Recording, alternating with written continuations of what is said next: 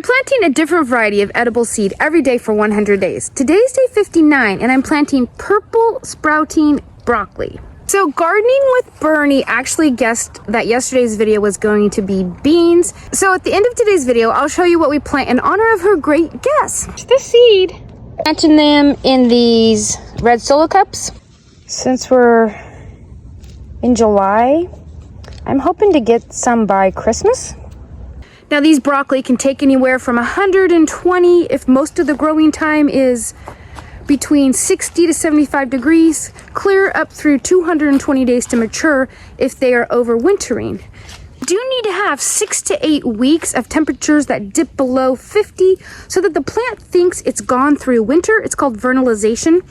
And then it will start to produce its flower heads, which are the little sprouts that we eat. And I have until about October when it's going to start to really cool down a bit. So they should be mostly mature by the time that it starts to really cool down.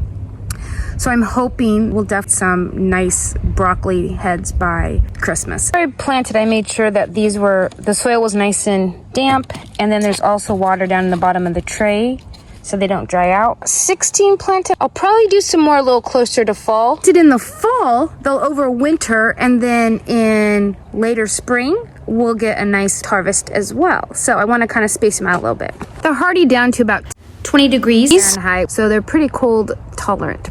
So that makes for great winter garden selection. Okay, confession time. Yesterday's seed was always going to be a green bean, but I did switch it up. I switched it up to these purple ones because a couple weeks I'd seen Bernie and her daughter harvesting the purple green beans, and I haven't grown these for a while, so that inspired me to change yesterday's green bean variety to this green bean variety. So today I'm actually going to plant more of these that I wasn't going to plant because Bernie is such a good guesser and inspiration. You can go check out her videos. I'll leave a link to her video down in the description below. Why this stuck in my head was they were going to lightly steam the green beans and see if they would remain purple, because when you cook them, they kind of turn, they don't turn all the way green. It's kind of an unattractive, gucky, purpley green. So they were going to lightly steam them and see if that helped retain the color, which unfortunately it did not, but it was a good idea. In this zucchini patch, I'm going to go ahead and plant some of these beans. Like I did in the patch over there, those beans are planted in grass clippings and grass clipping compost.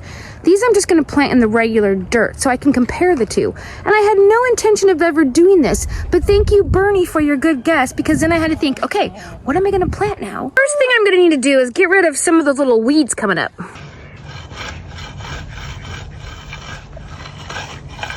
Okay, that looks a little better. There's one. I'm planting more than one. 2.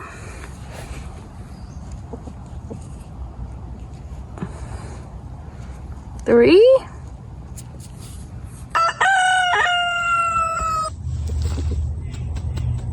Okay, that's the 8th one.